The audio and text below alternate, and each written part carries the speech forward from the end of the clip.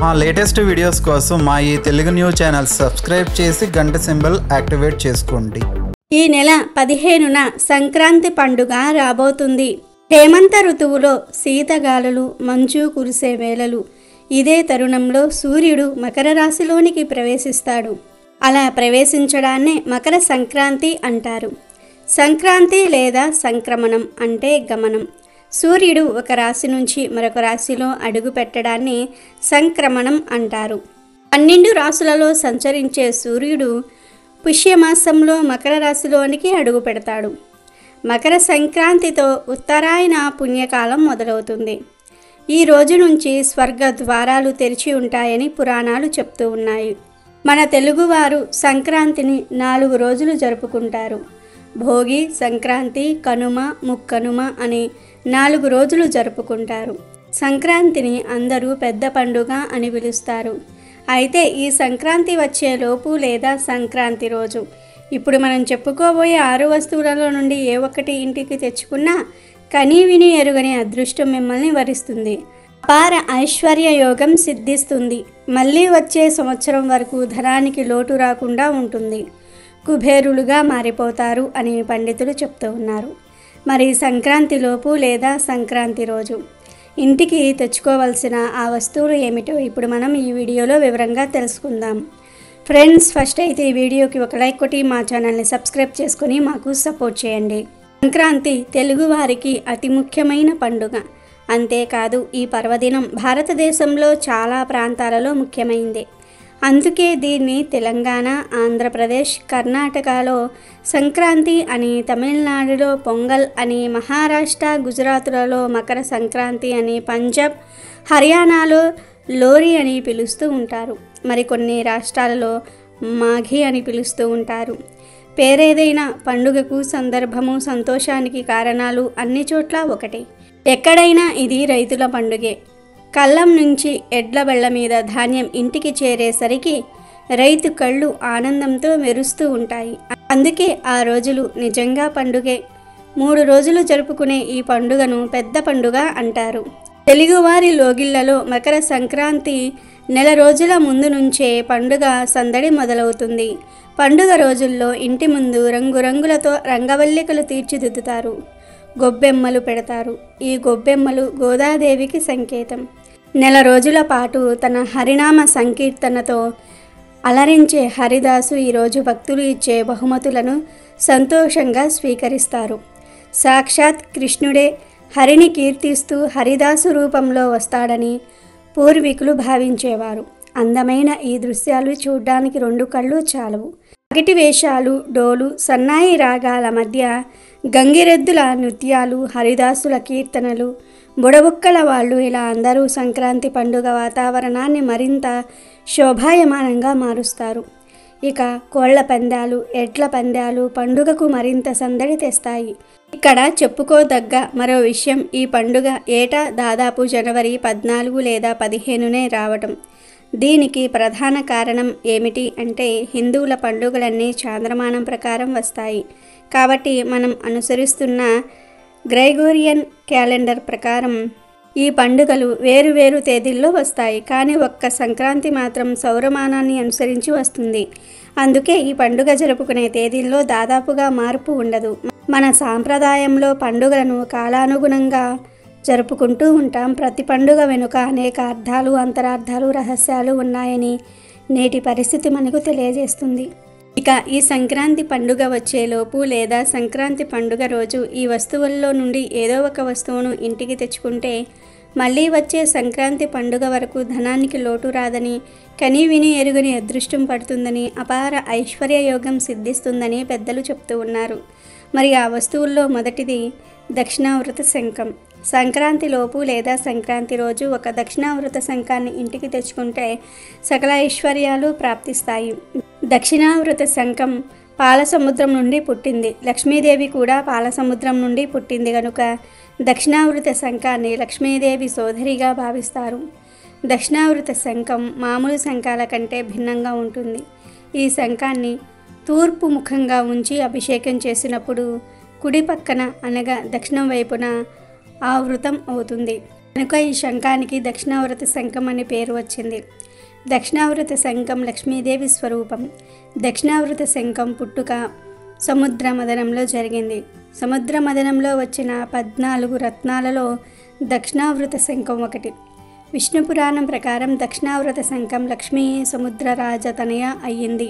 ఇటువంటి దక్షిణావృత శంఖాన్ని సంక్రాంతిలోపు లేదా సంక్రాంతి రోజు ఇంటికి తెచ్చుకుంటే సకల ఐశ్వర్యాలు ప్రాప్తిస్తాయి. ఒకవేళ ఆల్రెడీ మీ దగ్గర దక్షిణావృత శంఖం ఉంటే సంక్రాంతి రోజు ఆ శంఖాన్ని పూజలో పెట్టుకుంటే చక్కటి అదృష్టం మిమ్మల్ని వరిస్తుంది. ఇక రెండవ వస్తువు ఏమిటి అంటే లక్ష్మీదేవి గణపతి కలిసి ఉన్న వెండి విగ్రహం. సంక్రాంతి లోపు లేదా సంక్రాంతి రోజు లక్ష్మీ గణపతి కలిసి ఉన్న విగ్రహాన్ని ఇంటికి తెచ్చుకొని పూజ గదిలో పెట్టుకుంటే కనీ విని ఎరుగని అదృష్టం మిమ్మల్ని వరిస్తుంది. అంతులేని ఐశ్వర్యం సిద్ధిస్తుంది. ఎందుకంటే విఘ్నేశ్వరుడు అంటే విఘ్నాలు లేకుండా పనులను ముందుకు సాగిస్తాడు. లక్ష్మీదేవి అంటే ధనాన్ని ఆకర్షిస్తుంది. మనం ధనవంతులుగా మారడానికి సహాయపడుతుంది. కనుక లక్ష్మీ గణపతి విగ్రహాన్ని వెండిది సంక్రాంతిలోపు ఇంటికి తెచ్చుకుంటే మంచిది. వెండి కొనే స్తోమత లేకపోతే చిన్న మట్టి విగ్రహాన్ని అయినా సరే కొని తెచ్చి పూజ గదిలో పెట్టుకోవచ్చు. ఇక మూడవ వస్తువు ఏమిటి అంటే శ్రీఫలం. ఈ శ్రీఫలం అంటే లక్ష్మీదేవికి ఎంతో ఇష్టం. దీనిని చిన్న కొబ్బరికాయ అని, లఘు కొబ్బరికాయ అని కూడా అంటారు.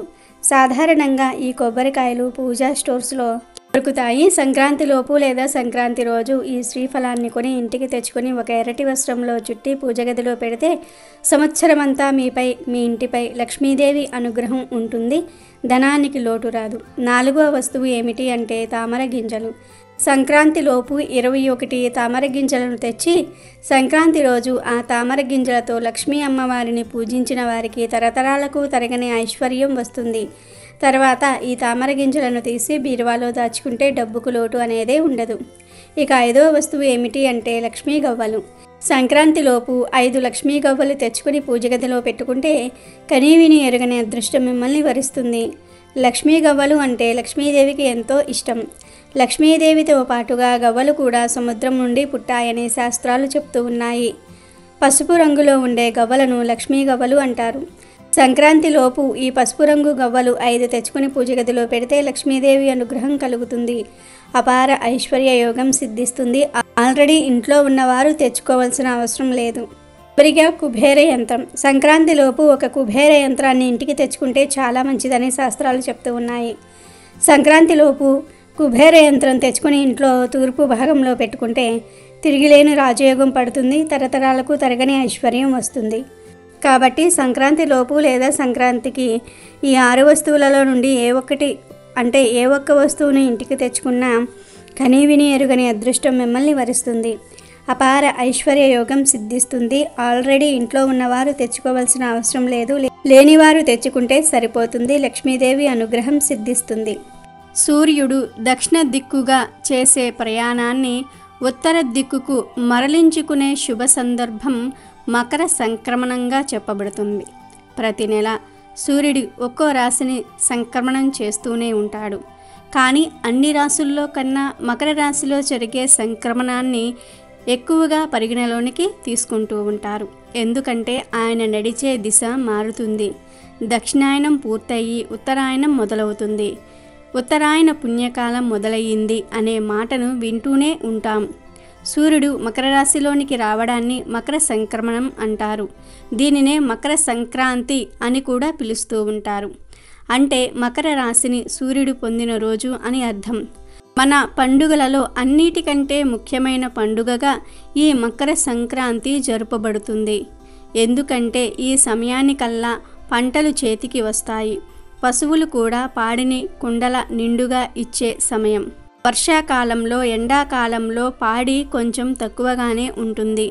మిగతా మాసాల కంటే ఈ ధనుర్మాసంలో పాలు ఎక్కువగా ఉంటాయి. చెట్లను కూడా నిండుగా పూలతో, కాయలతో వికసించి ఆనందంగా ఉన్నట్లుగా కనిపిస్తూ ఉంటాయి. వాతావరణం కూడా చల్లగా, హాయిగా ఉంటుంది. ఎంత శ్రమ చేసినా అలసట తెలియదు. వ్యవసాయ పనులు పూర్తయ్యే సమయం.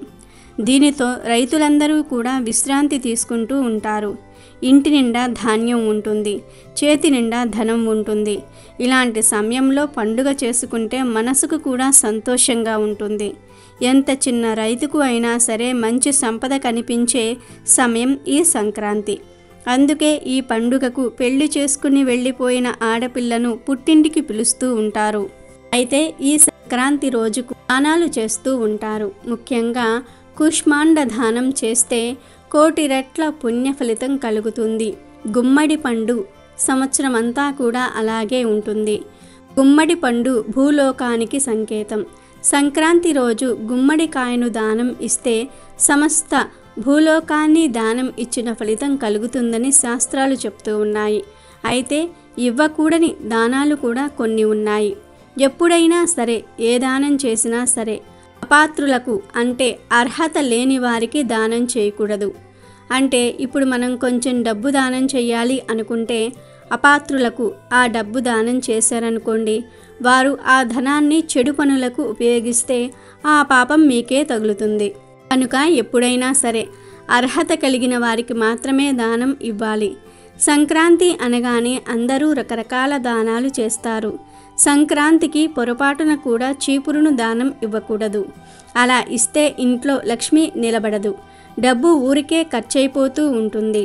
అలాగే కొబ్బరి నూనె సంక్రాంతికి ఇంటికి వచ్చిన బంధువులకు కూడా మీ చేతితో కొబ్బరి నూనె రాయకూడదు. ఎవ్వరికీ కొబ్బరి నూనెను చేతితో దానంగా కూడా ఇవ్వకూడదు. అలాగే బదులుగా కూడా ఇవ్వకూడదు. అలా దానం ఇస్తే లక్ష్మీదేవి ఇంటి నుండి వెళ్ళిపోతుంది. ఇంటికి వచ్చిన బంధువులకు కూడా ఇవ్వకూడదు. కత్తులు, సూదులు, కత్తెరలు వంటి పదునైన వస్తువులను కూడా సంక్రాంతికి ఎవ్వరికీ కూడా దానం ఇవ్వకూడదు. అలా చేయటం వలన వారిని దురదృష్టం వెంటాడుతుంది. ఏ పని చేసినా కలిసి రాదు. దంపతుల మధ్య కలహాలు వస్తాయి.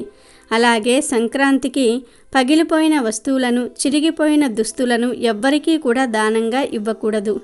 గంగిరెద్దు వాళ్ళు వస్తే చాలామంది ఇంట్లో పాత చిరిగిపోయిన పంచెలను, చీరలను ఇస్తూ ఉంటారు. అలా చేయటం వలన దురదృష్టం పడుతుంది. మీరు ఇవ్వగలిగితే మంచి వస్త్రాలను ఇవ్వండి. అంతేకాని చిరిగిపోయిన మీకు పనికిరాని వస్తువులను ఇతరులకు ఇవ్వకండి. మీకు పనికిరానివి వాళ్ళకు కూడా పనికిరావు కాబట్టి ఇలాంటి పనులను చేసి దురదృష్టాన్ని వెంటబెట్టుకోకండి. కనుక సంక్రాంతికి పొరపాటున కూడా ఈ 4 వస్తువులను ఎవ్వరికీ దానంగా ఇవ్వవద్దు. కష్టాలు ఎదురవుతాయి. కష్టాలను మీరే కొని తెచ్చుకోవద్దు. కాబట్టి ఇప్పుడు మనం చెప్పుకున్న ఈ విషయాలను గమనించి మంచి ఫలితాలను పొందండి. అమెజాన్లో బెస్ట్ డిస్కౌంట్స్ కోసం వీడియో డిస్క్రిప్షన్లో లింకు ఉంది, చూడండి. అలాగే మా టెలిగ్రామ్ ఛానల్ సబ్స్క్రైబ్ చేసుకోండి.